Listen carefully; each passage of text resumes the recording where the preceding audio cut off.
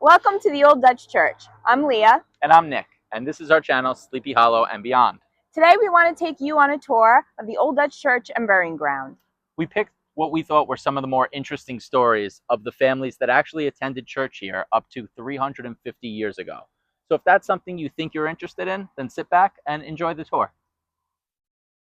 We can't begin a tour of the Old Dutch Church without first talking about a man named Frederick Philipse.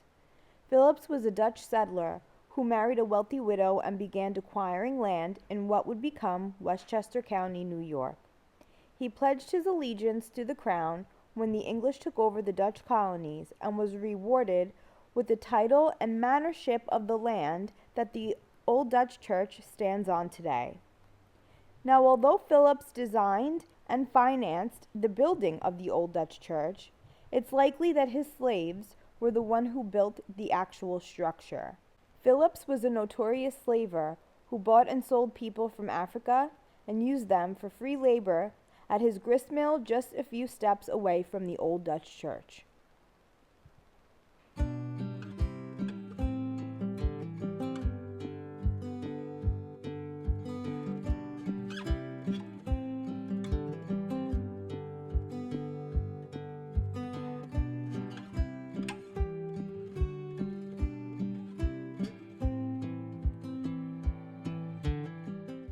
Construction of the church began in 1685, and we know this because of the original bell that still hangs in the church tower and is dated 1685. Now, Frederick Philipse and his first and second wife are buried at the Old Dutch Church, but you won't find a tombstone for them in the cemetery because they are buried in the church's crypt. And that's found beneath the floorboards of the Old Dutch Church. Right, so that would not be accessible by any tour. So you're just going to have to take our word on that.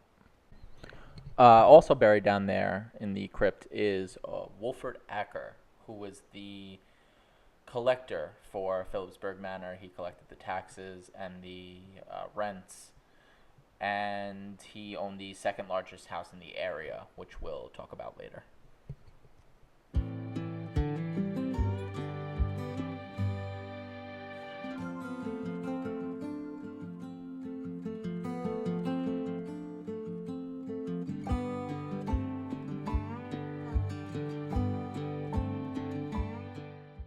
Now, before we continue on with the rest of the tour, we just want to take a second to say that most of the information that you'll hear in this video about the residents of the cemetery were found in a book called Tales of the Old Dutch Burying Ground, which can be purchased at headlesshorsemangifts.com for $8, and we will leave the link below.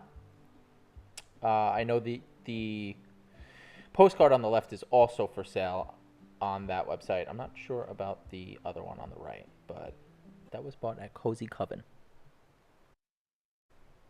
Okay, so the next person that we're going to talk about is a man named William Paulding Jr.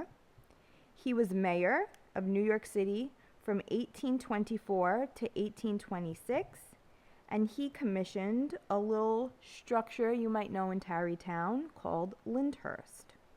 If you haven't been, we highly recommend the Lyndhurst tour. It's incredible. Yeah, he's buried in his family's vault, and his father was a Revolutionary War veteran. Yes, it was General William Paulding. In fact, in the 3-acre burying ground, there's at least 40, possibly up to 60 Revolutionary War veterans buried here. The next gravesite that we'll talk about is the gravesite of Solomon Brewer. And we thought it was really important to include him on this tour because he actually carved many of the other headstones that you see in the cemetery today. He began carving gravestones in Springfield, Massachusetts before the Revolution. One of his trademark symbols was joining the letters AD together before the year of death. He served in the Massachusetts militia during the war, and aside from carving stones, he was also a mason, school teacher, auctioneer, census taker, and served a term as Greenburgh town clerk where he lived. So he didn't actually live in Sleepy Hollow, he lived in the town of Greenburgh. A transcription of his record book of stone carving commissions still exists today, and Solomon's own gravestone was carved by his son James. That's amazing. That's such like a full circle moment. Definitely. And I think it's also important to say that two of Solomon's children who died very young, their gravestone was also carved by their father Solomon.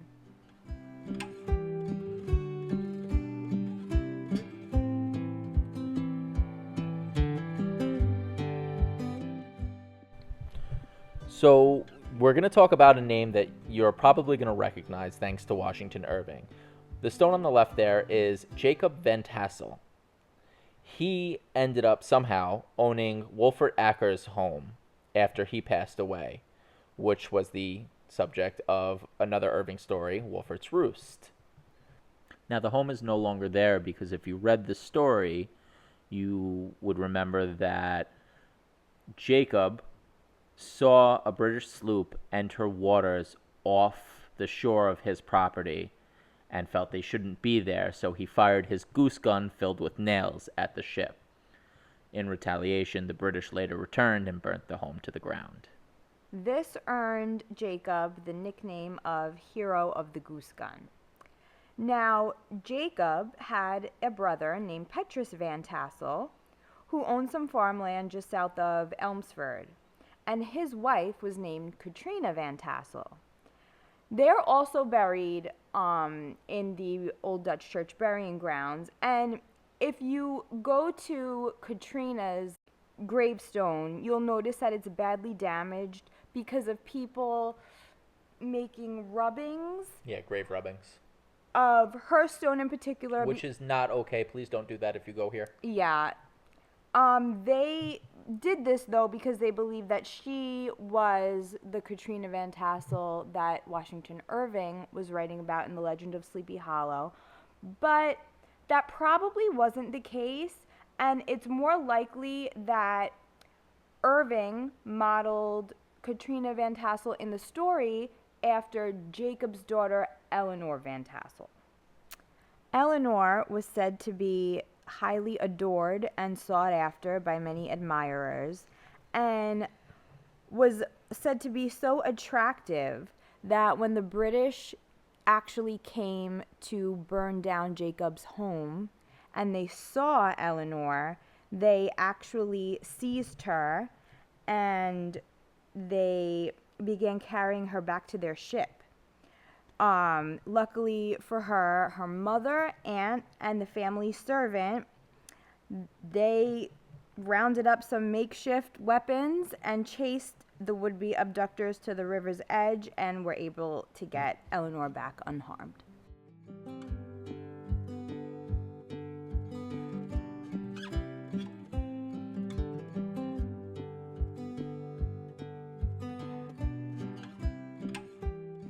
Now, this is the gravesite of Reverend Thomas G. Smith and his wife Jemima Smith. Thomas was pastor of the Old Dutch Church in the early 1800s, and he was known for his wife basically despising him. Yeah, she did not like her husband and did lots of quirky things. He was known to be a bit of a slovenly man, but he was well known for his sermons. He was a very fire and brimstone type speaker, very captivating, but also very aggressive in his way of delivering sermons. And she was known for doing things like locking him in a closet, laying down in the front pew during service and snoring very loudly. And I think I read a story of her riding a horse up and down the road during one of his sermons just to make lots of noise and make it difficult for people to hear him. However, I actually wanted to talk more about their daughters, Mary D.Witt Smith and Jemima Allen Smith. And they died when they were, Mary, I believe, was 19 and Jemima was 16 years old. Terrible. They died 2 days apart from one another. And this was very likely the cause of an epidemic at the time. Which one? Which one, indeed. So I was curious to know what was kind of going around back then, especially in the year that they passed away, which was the year 1813. And during this time, I found that tuberculosis was very prominent, as well as things like measles and smallpox, and something that they called spotted fever, which later was called typhus. And this was caused by insect bites. Because they died so close together, you'll notice that Mary and Jemima share a double stone. So this is one stone for both of them with double arches on top. And unfortunately, it was a very common thing for the time for siblings to pass away within just a few days of each other because of epidemics. And that brings us to the Couenhoven children, who were 5, 3, and 1 year old when they also passed away within days of each other, also very likely due to an epidemic. The Couenhoven children share a triple stone with 2 of their names legible and one name that seems to have been buried at some point below the soil line. They died in 1794, and like I did with the Smith daughters, I looked up kind of what was going on in that year. And of course, again, there are many things happening, but one that seemed to be very prominent was yellow fever. So it's likely that this is what the Couenhoven children could have died from. I can't even imagine losing 3 children so closely together.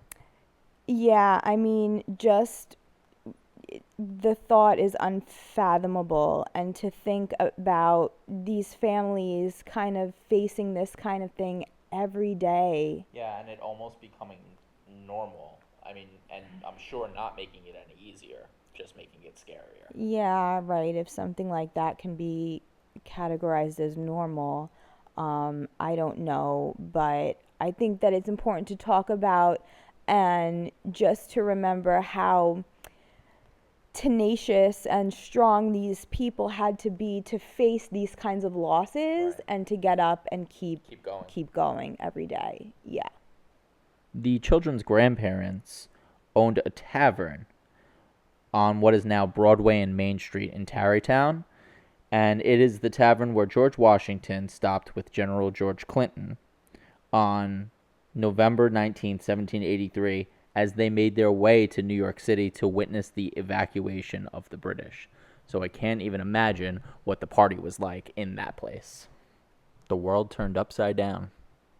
It's also interesting to note that there are many Couenhovens buried here, and in fact, it's, I think, 3 generations of Couenhovens over the course of almost 100 years. So it really shows the evolution of the headstones in the area and how they changed over that time period.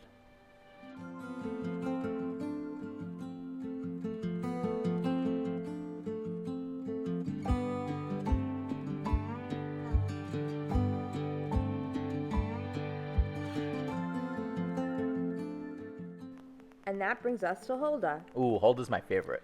Mine too. Hulda was an immigrant from Bohemia, which is the modern-day Czech Republic. She was an herbalist, Which means that she's a witch. Which is why she was suspected of witchcraft, yes. She often left baskets of healing herbs on sick neighbors' doorsteps, even though those neighbors would never publicly associate with her.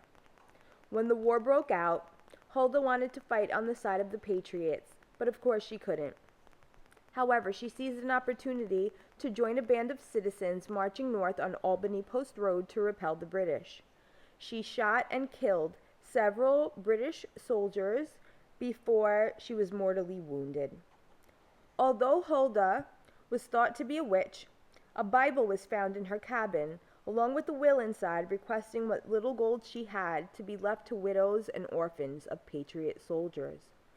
Because of this, they allowed her to be buried in the Old Dutch Church graveyard, even though she was not technically considered a Christian. Right. But with no grave marker and away from all the other grave sites. Right, so the stone that you see here today was placed here by the Reformed Church in 2019. This is not her actual burial site, and unfortunately we don't know exactly where in the burying ground she was buried. You'll notice that this newer stone for Hulda was placed very close to the actual Old Dutch Church. Hulda was amazing for so many reasons, and honestly, she can be probably a video all by herself. Yeah. But right now, I really just want to point out how amazing it is that even though she was publicly shunned by the community for the entire time that she lived there, she was still brave enough to fight alongside them and even to try to help them in their times of need. It just shows that she didn't let negativity stop her from being a genuinely good person. I think that's why her story really speaks to people. And if you notice that on the top of her headstone, people like to leave offerings as a sign of gratitude to Hulda. And last but not least, we have Jacob and Frena Romer. These two left their native Switzerland to seek a better life in America. Unfortunately, before they made it here, they ran out of money and became indentured servants to different people. They were boarded onto different ships with no way of knowing where the other ended up. Jacob earned his freedom relatively quickly and moved to Philipsburg Manor, but was only able to discover that Frena was indentured somewhere west of the Hudson. One day, he expressed his sorrow to the local post rider who carried mail up the eastern shore of the Hudson to Albany and back down the western shore to New York City. Imagine Jacob's surprise when on his next visit to Philipsburg Manor, the post rider arrived with Frena behind him on his saddle. The reunited lovers were married, had at least 10 children, and are said to have lived happily ever after. Aw, love conquers all. The larger Romer stone that you see there is a newer stone that was placed there by the Romer's great-grandchildren. It's also worth noting that on the morning of Major John Andre's capture, his captors had breakfast at the Romer home and then returned there later that evening with Major Andre for dinner.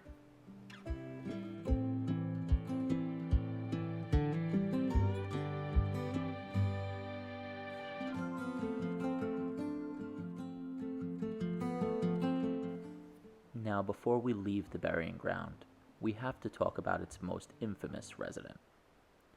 While we can't confirm or deny any sightings of a ghostly headless horseman, we can tell you that it is a widely accepted belief that a Hessian soldier was buried in the burying ground after losing his head, unfortunately, to a cannonball. It's very difficult, a lot like Hulda, to substantiate this information, but it is widely accepted among the people of this area. In fact, it's a very old story that Washington Irving masterfully took on and embellished upon to make his legend of Sleepy Hollow. Now, we can't show you Irving's grave in this video because although he is very nearby, he is technically in Sleepy Hollow Cemetery, which we will be doing, I'm sure, many videos on in the near future.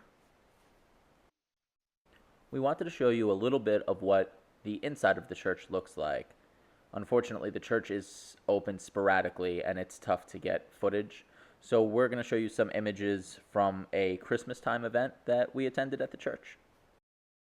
The pulpit you see here is a carved reproduction of the original pulpit that was carved by Frederick Philipse himself. So it is not original, but it is an exact replica. The chandelier and wall sconces really add to the ambiance of the church, but it also shows us that there is no electricity and the only light is provided by the large windows during the day and by candles at night. There is also no air conditioning, there is no bathroom, and the only heat is provided by a wood-burning stove.